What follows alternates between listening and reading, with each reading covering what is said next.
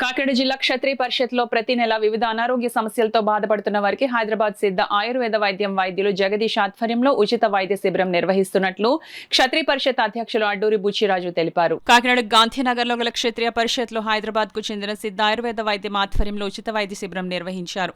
సిద్ధ ఆయుర్వేద వైద్యం నిపుణులు జగదీష్ ఆధ్వర్యంలో వారి బృందం రోగులకు చికిత్సను అందించారు. ఈ సందర్భంగా క్షత్రియ పరిషత్ అధ్యక్షులు అడ్డూరి బుచ్చిరాజు మాట్లాడుతూ గత 2 సంవత్సరాలుగా సిద్ధ ఆయుర్వేద వైద్య శిబిరాన్ని నిర్వహిస్తున్నట్లు తెలిపారు. ప్రతి నెల ఈ వైద్య శిబిరంలో సుమారు 150 మంది వివిధ అనారోగ్య సమస్యలతో బాధపడుతున్న వారికి చికిత్సలు అందిస్తున్నామన్నారు.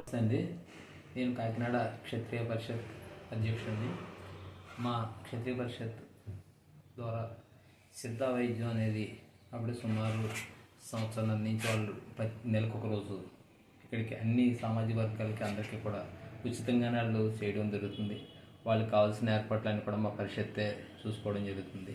చాలామందికి ఈ కార్యక్రమం వలన సిద్ధ వైద్యం వలన కాళ్ళు నొప్పులు ఇలాంటివన్నీ కూడా వాళ్ళకి నయం అవుతున్నాయని సుమారు 100 నుంచి 150 మంది దాకా ప్రతి వారం కూడా వస్తున్నారు. ప్రతి నెల వచ్చినప్పుడల్లా జనం చాలా బాగుందంటున్నారు. అది ఫ్రీగానే వైద్యం చేస్తున్నారు.